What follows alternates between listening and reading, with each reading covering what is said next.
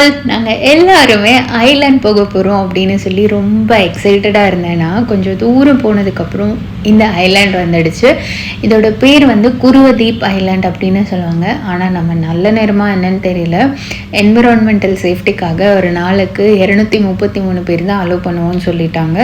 சரி ஓகே, வந்ததுக்கு நம்ம ராஃப்டிங் அது போவோம்னு சொல்லிட்டு ராஃப்டிங் மட்டும் நாங்கள் ஏறினோம். ஒரு ஆளுக்கு 100 ரூபா தான் சார்ஜ். அங்கே தெரியுது பார்த்தீங்களா மரம், அங்கே வந்து நம்மளை இறக்கி விட்டுருவாங்க. ஸோ அங்கேருந்து உள்ளே நம்ம போய் சுற்றி பார்த்துட்டு கொஞ்சம் நேரம் கழிச்சு வரலாம். எவ்வளோ நேரம்னு எனக்கு தெரியல.